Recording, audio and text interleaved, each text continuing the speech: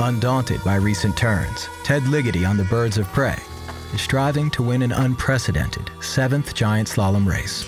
The last 2 years have been really tough, from blowing out my knee and tearing my ACL to last year having to get back surgery. I love ski racing. I love going fast and competing, and been super motivated to get back at a high level. And right now I feel like my skiing's going really well. It's just hard to say where it is until you race. Hammer down, brother. I'm excited to have my first GS of the year be in Beaver Creek. It's an awesome hill. It's a hill I've done really well on. My crew does the best job in the world, and it's so cool to be able to have friends and family there supporting us. The key for Ted today is he needs to trust himself to go clean and bring his skiing.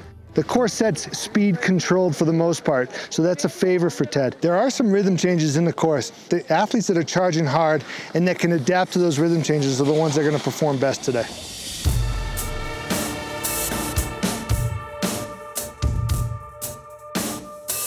The 69 best giant slalom racers in the world start run 1, knowing that only those who finish in the top 30 will advance to the second run. Ted's main rival today is Marcel Hirscher. Of late, the Austrian has dominated the circuit, winning the overall World Cup title 6 consecutive years. Marcel assembles a fast but imperfect run. Germany's Stefan Lewitz often contends in giant slalom, but is still looking for his first win. He speeds to an impressive performance and overtakes Hirscher.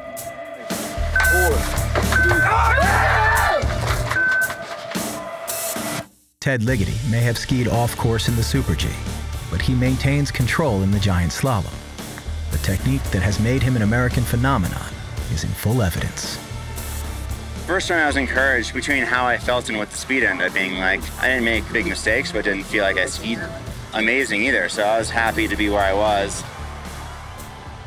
American Tommy Ford is forging his way into the top ranks of giant slalom.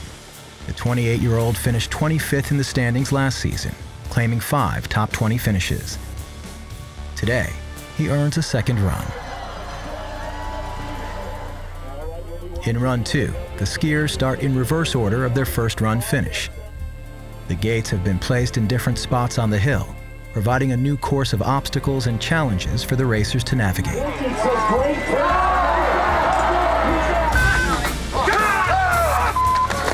Tommy Ford is aiming for a spot on the U.S. Olympic giant slalom team. He hits his mark after negotiating a career best finish.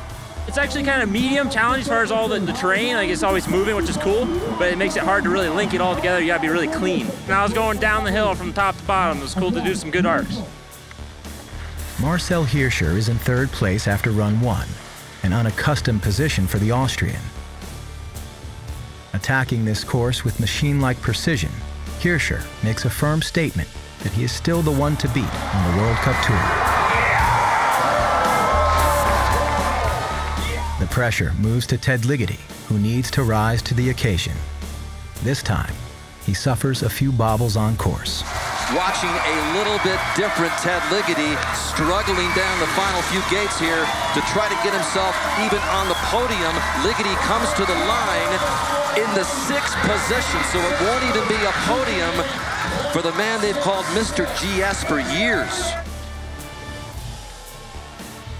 The race is now in the hands of Stefan Lewitz, but the German can't match the blistering pace set by Marcel Hirscher and finishes 3rd.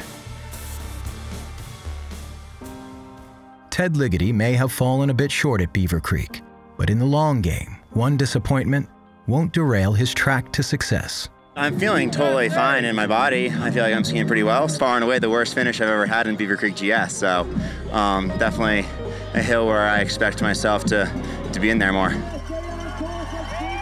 At Beaver Creek, Marcel Hirscher has earned the 23rd giant slalom victory of his distinguished career. The 28-year-old should be a galvanizing force for years to come. No road to success is ever straight and smooth, but the U.S. ski team can clearly envision their path to victory. They will now be heading to Europe for those World Cup competitions that precede the Winter Olympics, always in search of speed.